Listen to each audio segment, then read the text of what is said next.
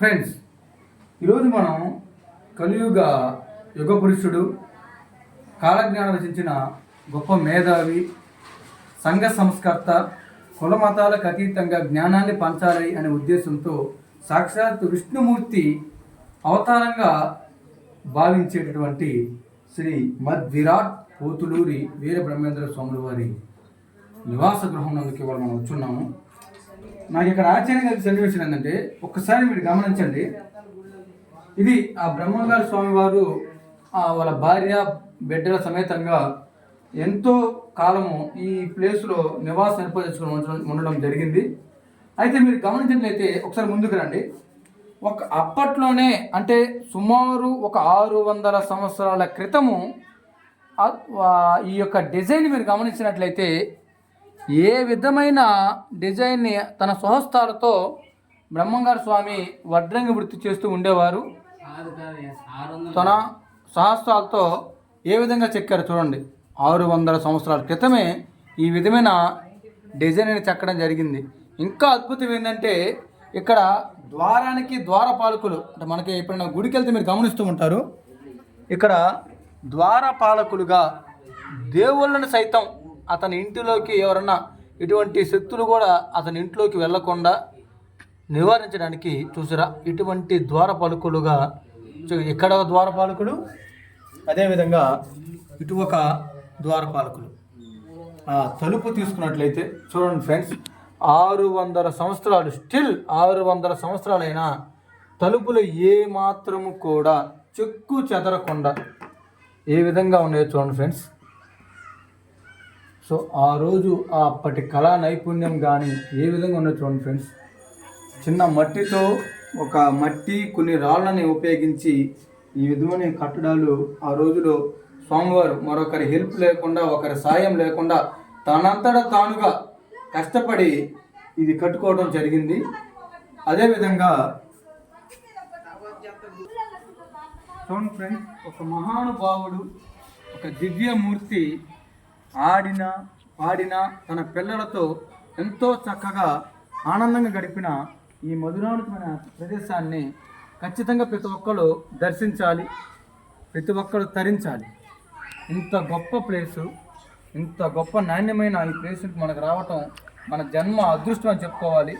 అదేవిధంగా ఒకరోజు బ్రహ్మంగారి స్వామివారి భార్య మంచినీటి కోసం ఊరి జనాలందరూ తోడుకునే బావి దగ్గరికి వెళితే, ఆ బావి దగ్గర ఉన్న జనాలందరూ కూడా ఈ ప్లేస్లో నువ్వు వాటర్ తీసుకోవడానికి వీలు లేదు, నువ్వెవరివి, నిన్నగాక మొన్నొచ్చి ఇక్కడ వాటర్ తీసుకుంటావా, ఈ ఊరిలో నువ్వు వాటర్ తీసుకోకూడదని ఒక చిన్న గొడవ లాంటి దర్శనం జరిగితే ఆమె అక్కడి నుంచి వచ్చి ఈ విధంగా జరిగింది అని తన భర్త అయినటువంటి వీరబ్రహ్మేంద్ర స్వామి వారితో అమ్మగారు చెప్పుకోవడం జరిగింది.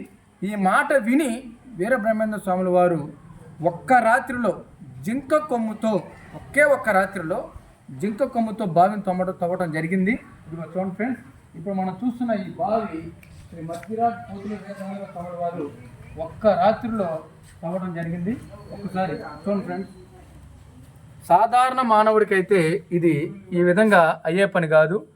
చూడటానికి కనీసం 100 అడుగుల లోతు ఈ బావి ఉంది. ఇప్పటికీ కూడా నీళ్ళు వస్తూనే ఉన్నాయి.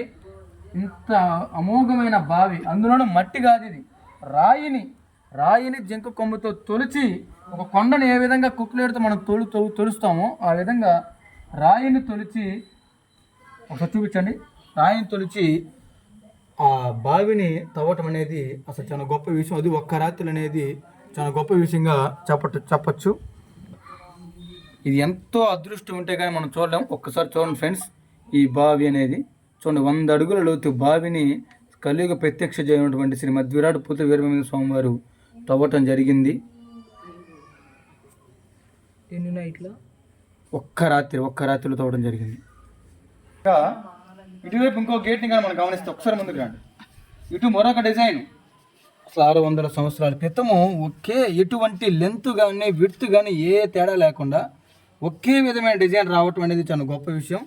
అదేవిధంగా ఆ రోజుల్లోనే తన స్వహస్తాలతో లక్ష్మీదేవి అమ్మవారి విగ్రహాన్ని గడపపై చెక్కి అటు ఇటు కూడా ఏనుగులు అమ్మవారికి పూర్ణకొమ్మాన్ని ఇస్తున్నట్టుగా చేసిన ఈ ఎంత అద్భుతమైనది ఇది.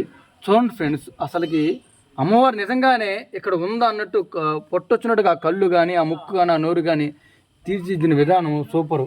అసలు ఈ డిజైన్ చూడండి ఫ్రెండ్స్, అసలు ఈ రోజుల్లో మిషన్లతో కూడా సాధ్యమవుతాయా లేదన్న డిజైన్లు ఆ రోజుల్లో మనిషి చేతితో చెక్కారంటే చాలా గొప్ప విషయంగా చెప్పుకోవచ్చు. ఇవన్నీ డిజైన్లు ఒకే విధానం, ఎక్కడ కూడా చిన్న పొరపాటుగా లేకుండా ఒకే విధంగా వచ్చినట్టుగా ఆ స్వామివారి తన సహస్రాలతో గడపను చెక్కుని చూడండి. చూడండి ఫ్రెండ్స్, ఆ రోజుల్లో మనం కనుక గమనిస్తే అంతా కూడా మట్టితోటి రాళ్ళను వేసి, చిన్న చిన్న రాళ్ళను వేసి మట్టితోటి ఆ రాళ్ళ మధ్యలో మట్టిని ఉంచి ఈ విధంగా ఇల్లు నిర్మించడం జరిగింది. ఇదంతా మట్టి. ఆ రాళ్ళ అమరిక కానీ ఒకసారి చూడండి, ఇదిగో మొత్తం మట్టి. ఈ మట్టితో ఈ చిన్న రాళ్ళను వేసి ఇదిగో ఈ రాళ్ళను వేశారు. సో రాళ్ళ అమరిక చూడండి ఏ విధంగా అమర్చారు అనేది. ఈ రాళ్ళ అమరికను చూస్తే మీకు అర్థమైపోద్ది. ఈ విధంగా రాయి మీద రాయి పెట్టి చిన్న క్రాక్ వచ్చినప్పుడు పైనుంచి కిందాకి వచ్చినా, ఎంత పెద్ద క్రాక్ వచ్చినా సరే అవతల పక్క ఉన్నది కనపట్లేదంటే ఆ నైపుణ్యానికి మెచ్చుకోవచ్చు మనం ఫస్ట్.